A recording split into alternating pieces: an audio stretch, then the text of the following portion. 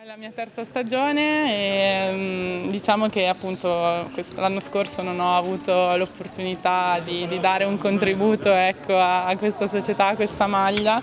Spero che questo sia l'anno giusto, direi che di sfighe ne ho avute abbastanza, quindi anche basta così, no? Io continuo a ripetere che comunque sono veramente grata alla società per questa cosa e niente, non vedo l'ora di poter tornare in campo per insomma dimostrargli che non si sono sbagliati e che possono contare su di me. Ecco. Non vedo l'ora di poter tornare in campo e provare le emozioni che hanno provato le ragazze insomma in questi anni. Nel Brut c'è stata anche questa parte positiva che appunto è stata che finalmente da quando ho 13 anni ho avuto la mia prima estate libera, perché è stata la prima estate senza nazionale e diciamo che me la sono goduta, ho fatto tutte le cose che insomma negli scorsi anni non ho potuto fare, però adesso anche basta, ecco.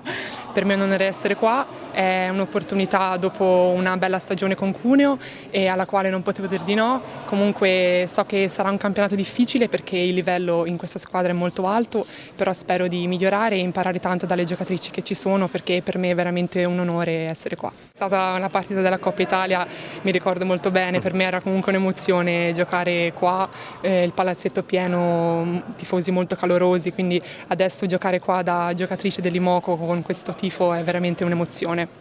Ti aspettavi la chiamata dell'Imoco oppure no? No, non me l'aspettavo assolutamente, infatti quando è arrivata sono rimasta un po' sorpresa e ero anche un po' spaventata un po' all'inizio, però dentro di me appunto ho detto che poteva essere un treno che magari in futuro potevano ripassare, quindi ho dovuto sfruttare questa occasione, quindi ringrazio la società per avermi chiamata e spero di fare il mio meglio. Sicuramente un'emozione perché vedere Conegliano dagli schermi e vederlo invece da dentro è tutta un'altra cosa. E non vedo l'ora, oggi è stato il primo allenamento, non vedo l'ora di continuare, non vedo l'ora che arrivino tutte e niente, cosa posso dire?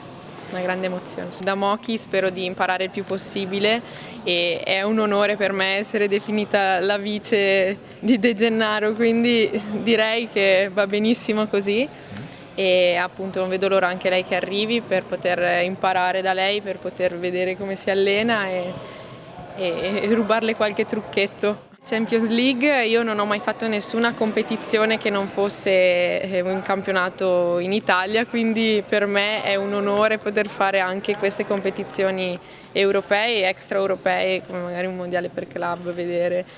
Quindi insomma diciamo che tanta roba, ecco, solo questo posso dire. L'atmosfera è sempre la stessa, l'ambiente per lavorare bene c'è, ma lo sapevo e spero di avere appunto dopo 7 anni un po' più di esperienza io per affrontare al meglio questa nuova stagione. Tutte le mie compagne sono giocatrici molto forti e appunto cercherò di prendere e di imparare il meglio da ognuna di loro e di esprimermi al meglio nelle mie caratteristiche. La cosa che mi ha convinto, oltre ovviamente alla società e all'ambiente, è stato quello di saper di potermi allenare ad altissimo livello, cosa che negli ultimi anni mi è un po' mancata e quindi voglio in primis concentrarmi su di me e migliorarmi al massimo per poter dare il mio contributo quando serve.